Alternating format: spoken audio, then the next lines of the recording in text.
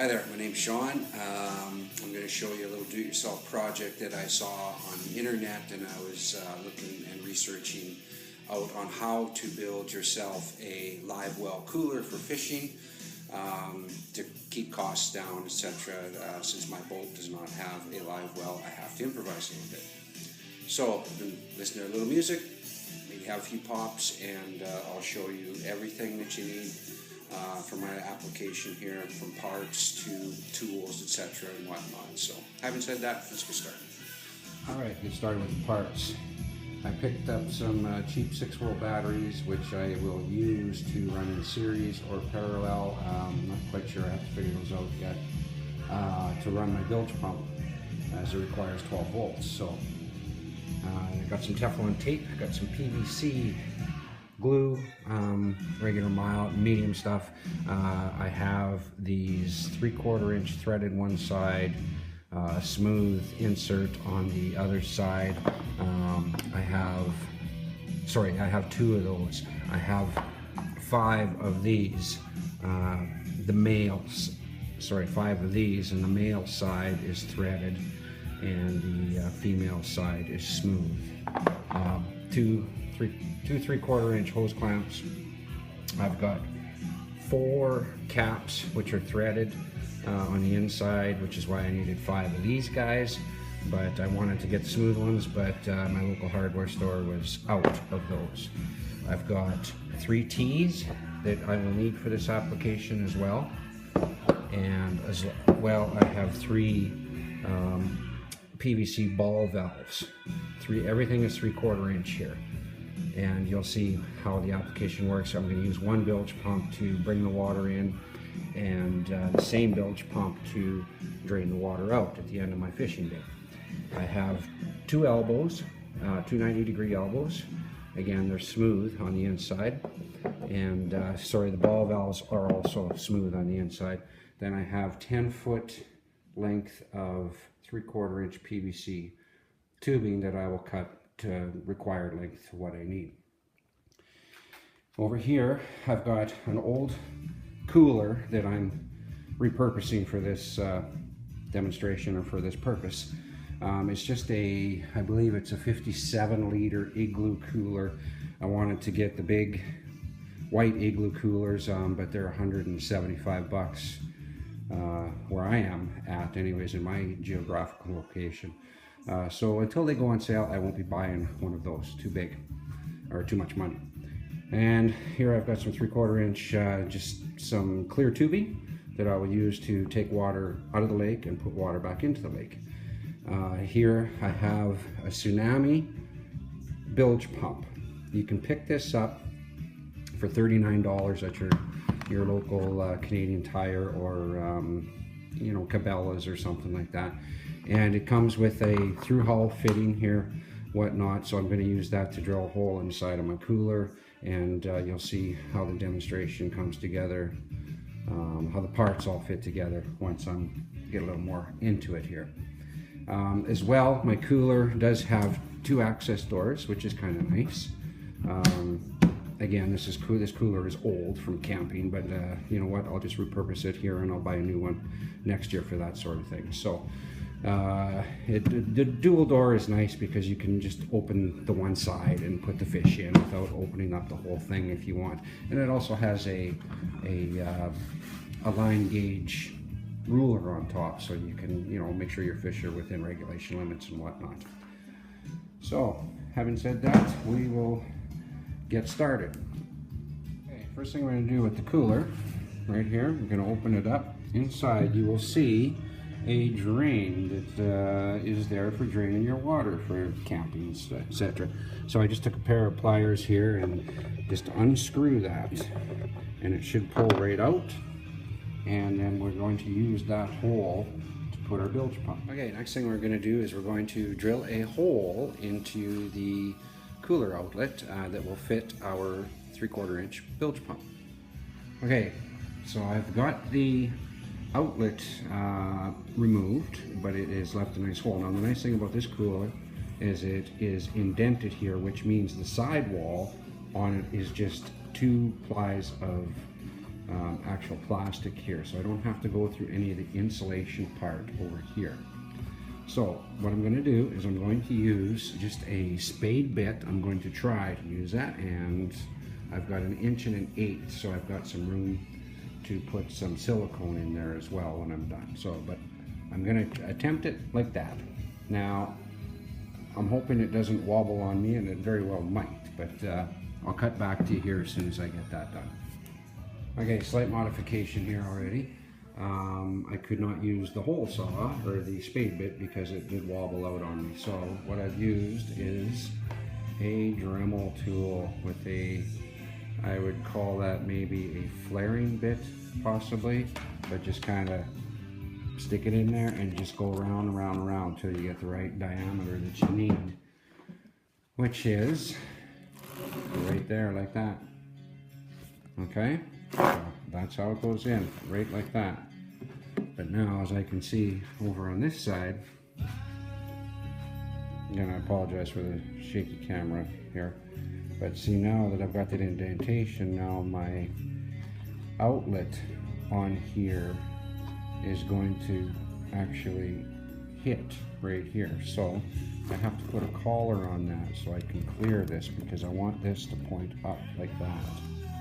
So I will get back to you and cut back here as soon as I figure that out. Okay, after a little bit of screwing around here, what the problem is here is my pump is going to insert, the intake is going to go too far into the cavity, and that is going to happen. So what I've done is I've gone through my shop, my garage, and come up with a quick fix for it.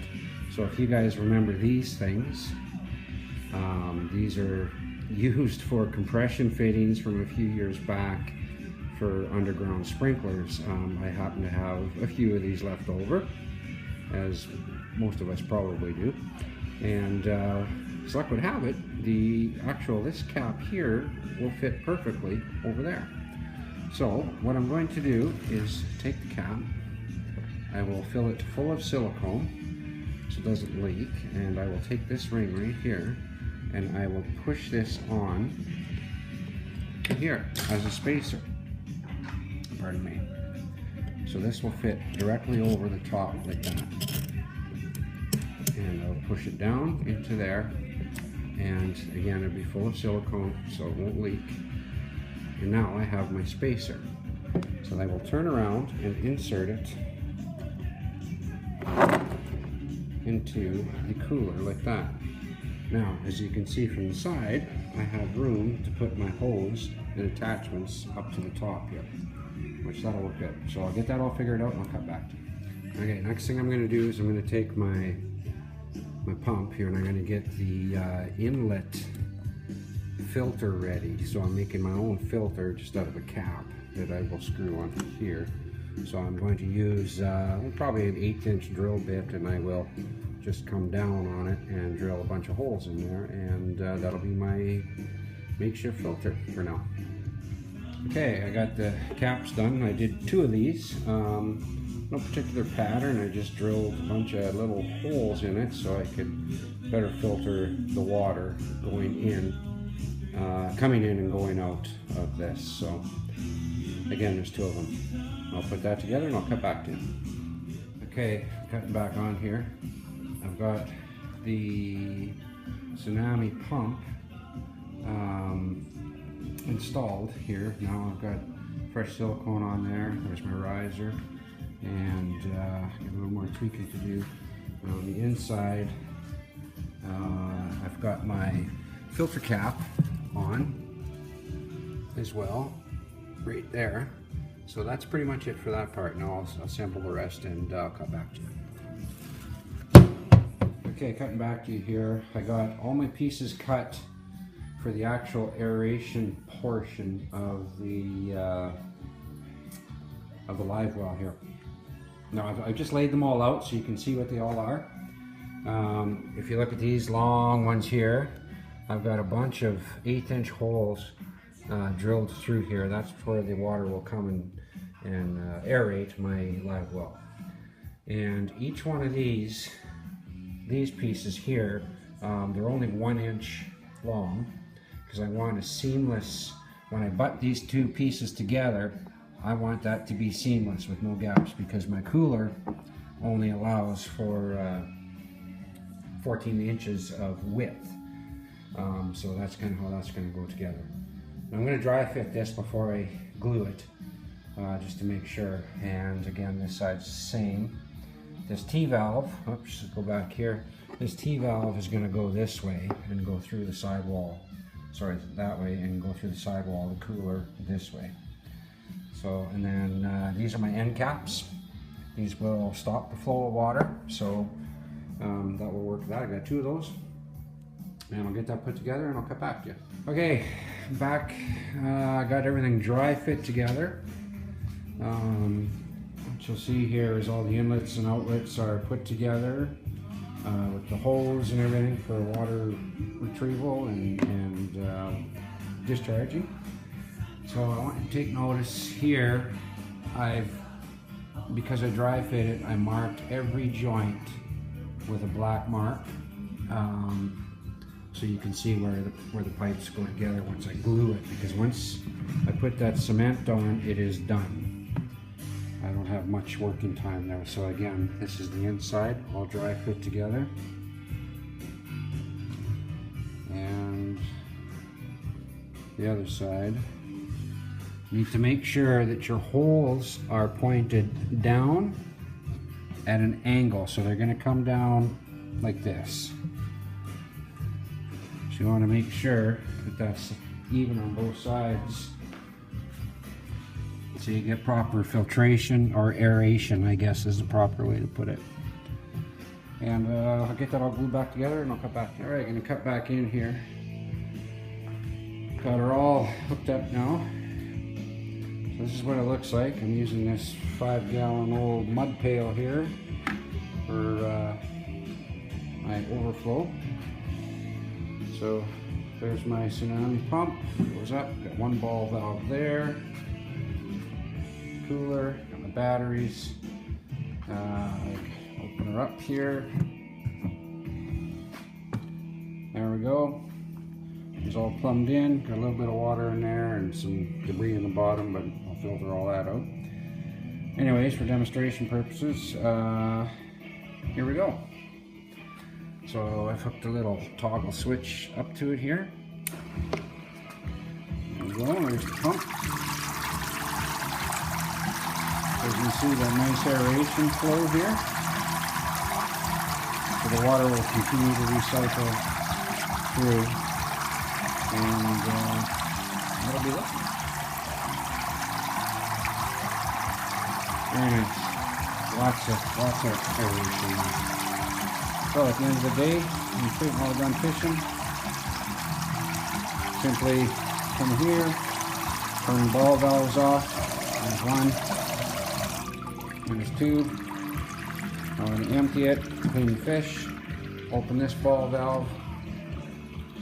Oops, empty it, clean the fish, open this ball valve, and voila. Here comes the water. There it comes, pump it up. Not the fastest, but very effective nonetheless.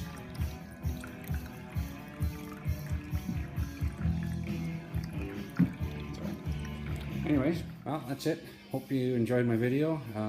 That's a do-it-yourself or a Livewell made out of a cooler and a tsunami bilge pump. Hope you liked it. Hope it was informative. Don't forget to hit the like button and subscribe, please, if you really enjoyed the video. Thank you.